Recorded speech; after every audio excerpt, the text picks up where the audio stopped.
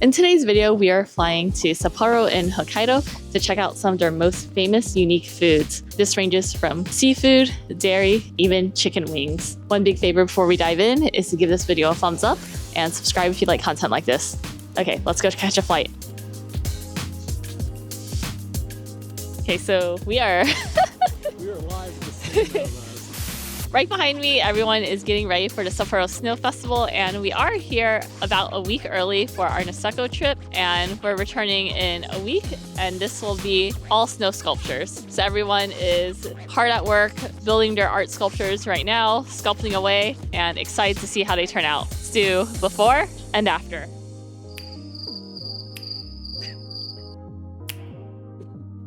During our trip, we also checked out the Sapporo Snow Festival, which takes place each year in early February. It's one of Japan's most famous winter events, drawing visitors from around the world to marvel at its stunning ice and snow sculptures. Odori Park, located in the heart of Sapporo, features large snow sculptures created by artists from around the world. These sculptures often depict famous landmarks, characters from popular culture, and scenes from mythology, and they are illuminated with colorful lights, so definitely check it out during the nighttime. Sapporo's entertainment district hosts the ice sculpture contest, where sculptors can compete to create intricate ice sculptures that line the streets. We'll showcase various snow and ice sculptures throughout this video, so keep an eye out. Soup curry is a Japanese dish that originated in Sapporo. It's made from a soup base that is similar to a curry roux, but it's thinner and more flavorful. The soup is typically made with chicken, vegetables, and potatoes, and it's served with a side of rice. Soup Curry Garaku is a popular restaurant in Sapporo that's known for its delicious soup curry. There are several locations throughout Hokkaido, and they also own Soup Curry Treasure, which has a very similar menu. One nice thing is that they do have English menus. Here's how to order. Step 1. Choose the soup curry you want. Step 2. Choose a spiciness level. Anything after level 6 is extra, and it does go up to level 40. Step 3. Choose the amount of rice you want. Small, medium, or large. Have aprons, so you don't splash curry and get your shirt stained. Very convenient. I got the pork with 7 different kinds of mushroom. Level 1 spiciness. Actually, it's level 2, so only slightly spicy. And this is the medium size rice. So we have the 7 kinds of mushrooms over here. Yeah, lots of variety. This is the pork. It's actually really tender and soft, good flavors. Each bowl does come with assorted veggies. So we have the bell peppers, the herbs are mixed in here, carrot, lotus root, quail egg, and the broccoli. Yeah, good assortment. Okay, let's taste some of the curry. It does have a slight kick to it. Seb's gonna have an interesting time because I think he got level 4 or 5. If you don't like spiciness, get the no spicy version. Really good flavors though. Definitely give it a try. It's super unique, and I haven't seen this in the United States. Yeah, good opportunity to try a local dish.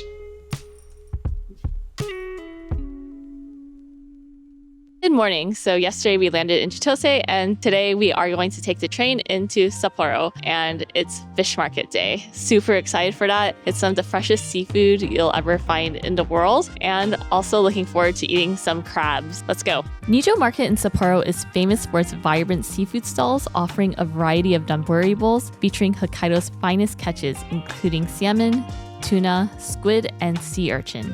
Most of the Donburi restaurants in the market are cozy, meaning that they only seat about 10 people. We chose to eat at Donbei because they seemed to have more seats, and the line was moving relatively quickly compared to some of the other shops. I didn't feel like waiting over half an hour in the freezing cold. So we just arrived at Donbei, and it's one of the more popular restaurants here.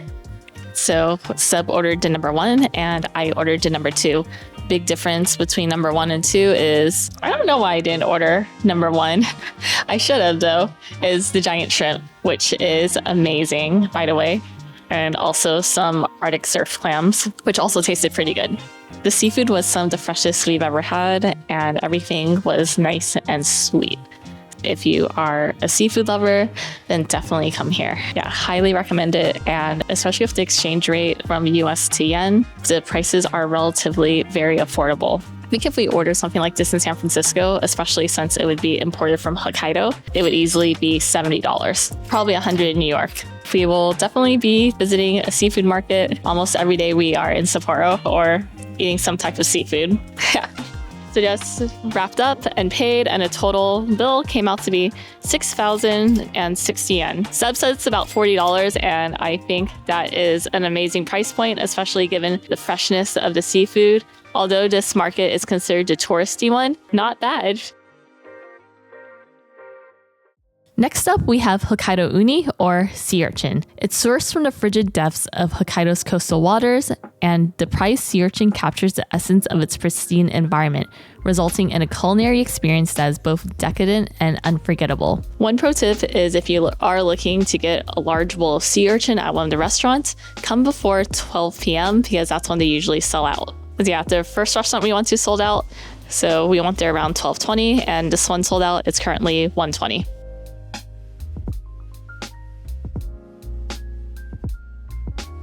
Just arrived at the second seafood market. It's a bit late in the day, so most things are closed. So I ended up just walking to a restaurant. Hokkaido Uni is the gold standard of sea urchin. It's a delicacy known for its sweet, briny flavor. Whether enjoyed fresh as sashimi or delicately paired with sushi rice, Hokkaido Uni can elevate any dish. It boasts a complex flavor profile that marries the sweetness of the sea with a subtle brininess and luxurious creaminess. We had uni several times throughout the trip since it's really expensive and not as good in the US. The first dish is here, and it's grilled scallops on the shell with mushrooms, seaweed, and butter. So really excited. We're going to wait until the mushrooms are all cooked, butter melted, and then switch the fire off. This is the medium bowl of uni. Miso soup is also here, and we got the one with the prawn heads, and the sushi boat looks amazing. So pretty big shrimps. The shrimp is naturally sweet, and it's really unique. I haven't had like fresh shrimp tempura before. Definitely get this item. Next up, we have the king crab legs. King crab is really nice and also sweet as well. The sashimi was okay, but I did like the shrimp and the clam sashimi. Miso soup was also pretty good. Okay, I'm gonna wrap up eating here and catch up with you guys later.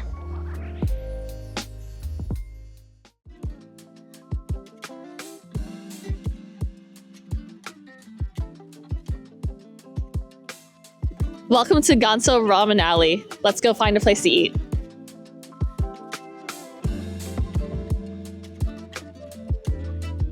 Sapporo is the birthplace of miso ramen.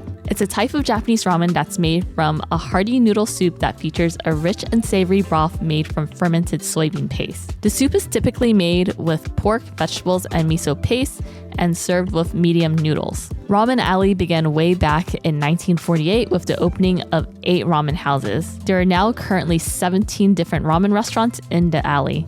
Each shop in Ramen Alley features its own unique twist on this beloved dish.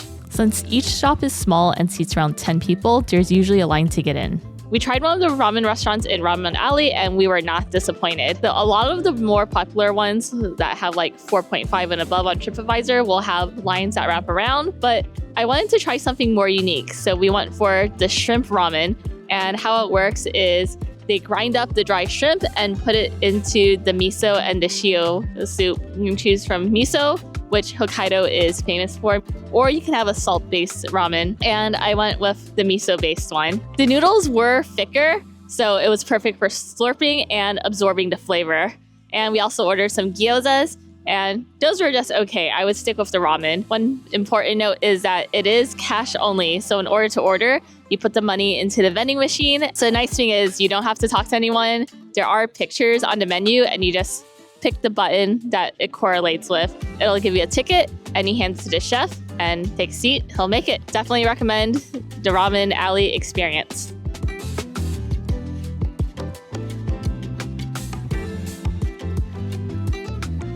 Back at the ramen place for lunch, and this time I got the miso ramen. It's actually different from the tonkatsu, so the noodles are thicker, and the miso is like a smoky miso. I think it's more unique.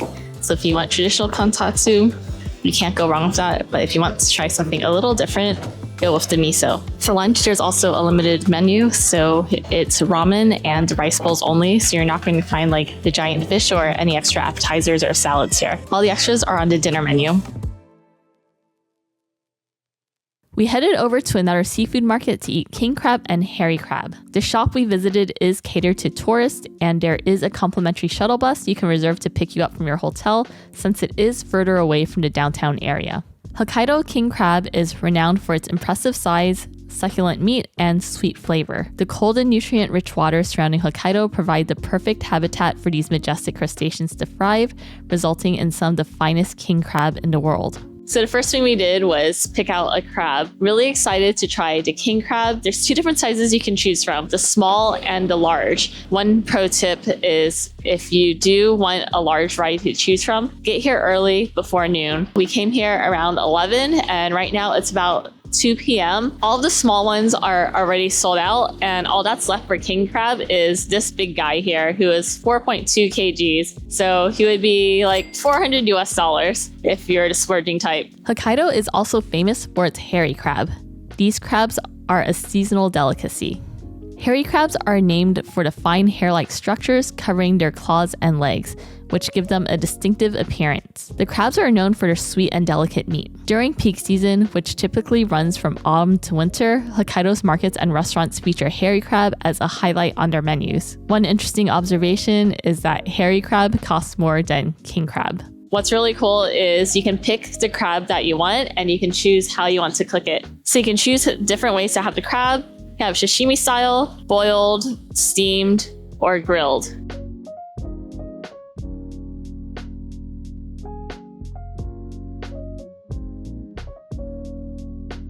We have the king crab. We got it two ways, so half of it is going to be grilled and half is steamed. This is what the grilled looks like. Then we decided to get a smaller crab because we do want to try a variety of food. So take a leg, and then they have scissors and tools for you to open it and eat.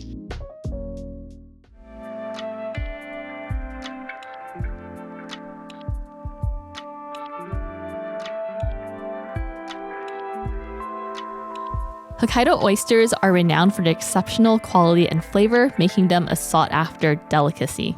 Hokkaido's cool temperatures slow down the oyster's growth, resulting in a meat that is plump, tender, and packed with flavor. Additionally, the nutrient-rich waters provide the oysters with a rich and complex taste, often described as sweet and slightly briny with a clean finish. Oysters are harvested year-round in Hokkaido, but they are their best during the winter months when they are the fattiest and most flavorful. We only ate oysters once during our trip, and they were some of the best oysters we've had.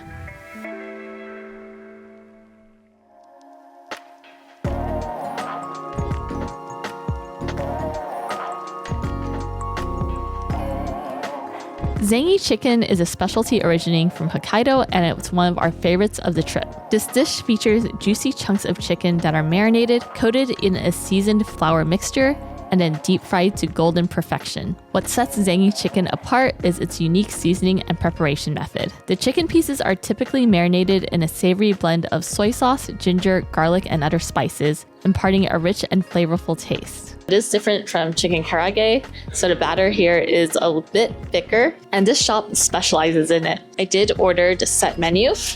There are pictures here. Got the soy flavored chicken along with some shrimp tempura, and the side dishes are the gnocchi and also the bamboo salad. The set was 990 yen. So the set also comes with the two sides, rice, and miso. Let's try a piece of the chicken. This is the soy flavor. You got a choice between soy and salt. That's really good. Nice and tender, juicy, and I don't think the batter is too thick. Definitely give this a try if you're in the area. Hokkaido's dairy products are legendary, and their ice cream is no exception. The ice cream is famous for its rich and creamy texture, as well as its delightful range of flavors that showcase the region's bounty of fresh ingredients. With its cool climate and lush pastures, Hokkaido is known for producing some of the highest quality dairy products in Japan, and the excellence extends to its ice cream. The ice cream is often incorporated with locally sourced fruits, and when we visited, it was strawberry season. So here's a Hokkaido milk soft serve cream with strawberry topping. This is the best ice cream I've had. So yeah, Japan's also really known for their fruit. It's supposed to be the best of the best fruit you'll ever have. Okay, so Japanese strawberries are also next level because the way they pick the fruit is top of the line. Really excited to try the strawberry as well. Strawberry is really sweet. That's a good strawberry. One side note, if you are eating street food, is to eat it in the shop. You're not supposed to like walk around and eat in Japan. It's considered very rude.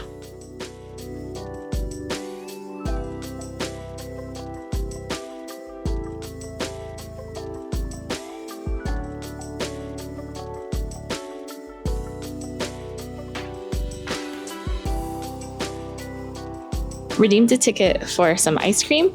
So got 2 scoops. One is milk and one is the strawberry yogurt flavor, mainly because I wanted to try an original and strawberries are famous here. Okay, let's try it out. The milk is nice and creamy, good original flavor as a base. And the yogurt, it reminds me more of a sorbet, even though it is ice cream.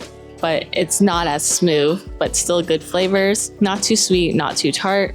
Mixes really well together. Definitely try it out if you do make the trek over here. The cheese in Hokkaido is also worth trying. They have semi-soft cheeses that are made with cow's milk. Hokkaido cheese is known for its rich flavor and it's a popular ingredient with many dishes in Sapporo. We had a 3 cheese tasting at dinner, and there was plenty to try at the Park Hyatt breakfast. If you're not a fan of plain cheese, you'll like the next item on the list. Hokkaido cheese tarts are a type of Japanese pastry that is made with a custard filling and a cheese crust. The custard filling is typically made with Hokkaido cheese, and the crust is made with a pastry dough. Hokkaido cheese tarts are a popular dish in Sapporo, and they can be found at many bakeries in the city. This one was 250 yen, and that's significantly cheaper than what they charge in big cities in the US. So, had to get one. That's really good. So it's a layer of cheese on top, and then there's also custard. But the nice thing is it's a little savory and not too sweet. Definitely recommend trying this one out as well.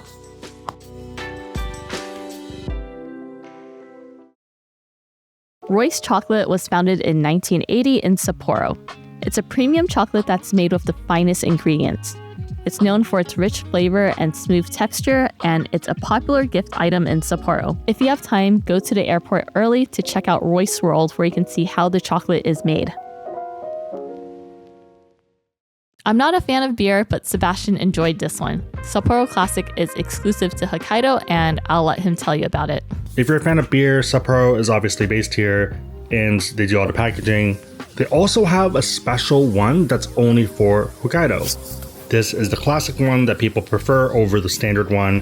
Having drank a few of these over the trip, I would agree that this is pretty good. Or someone that prefers other alcohols over beer, I think it's still worth a taste given the cheap price and if you're here. If you made this far in the video, leave an ice cream emoji in the comments below and I'll try to like and respond to it. My question to you is, what is your favorite food on the list? Let me and the community know in the comments below. See you in the next one.